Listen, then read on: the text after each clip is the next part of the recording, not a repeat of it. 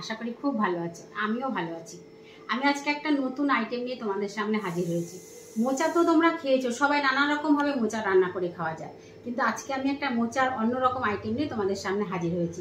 এই যে মোচার ভেতরে একদম ফুলগুলো যেগুলো একদম শেষের দিকে, যে এটা দিয়ে আজকে একটা রেসিপি বানিয়ে তোমাদের দেখাবো। তার জন্য আমার কি কি লাগবে দেখো।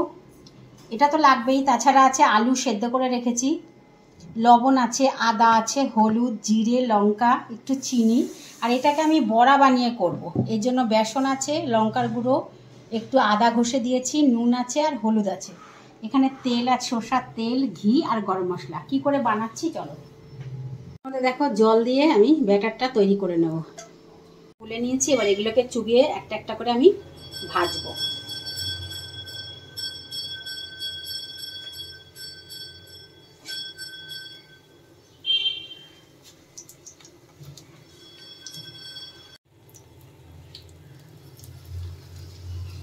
এবার ঘুরিয়ে দিচ্ছি।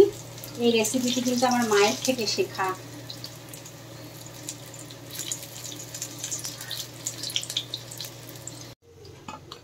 বড়াগুলো সব ভাজা হয়ে গেছে, দেখো তুলে নিলাম। একটু 5 ফোড়ন দেব, দিয়ে আলুগুলো ছেড়ে দেব।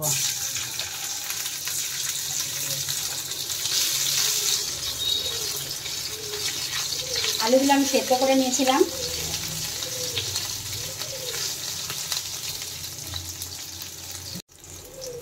এবার আদা দেব, সব মশলাগুলো দিয়ে দেব, চিনি, নুন সব দিয়ে দেব, দিয়ে একটু জল দেব, ভালো করে কষাবো।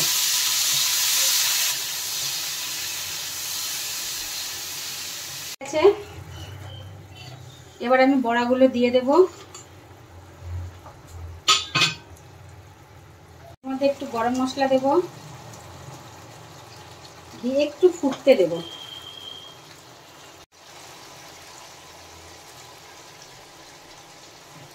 তোমাদের যদি ভালো লেগে থাকে তাহলে আমার চ্যানেলটিকে লাইক, কমেন্ট, শেয়ার এবং সাবস্ক্রাইব করো। আর এরকম ধরনের নতুন নতুন রেসিপি নিয়ে তোমাদের সামনে আমি হাজির হব। তোমরা কমেন্টে জানিও যে আরও দেখতে চাও কিনা, আর আমার চ্যানেলটিকে একটু সাবস্ক্রাইব করো প্লিজ। আমি আবার অন্যরকম রেসিপি নিয়ে তোমাদের সঙ্গে হাজির হব। ততক্ষণ তোমরা সুস্থ থেকো, ভালো থেকো। ততক্ষণ টাটা।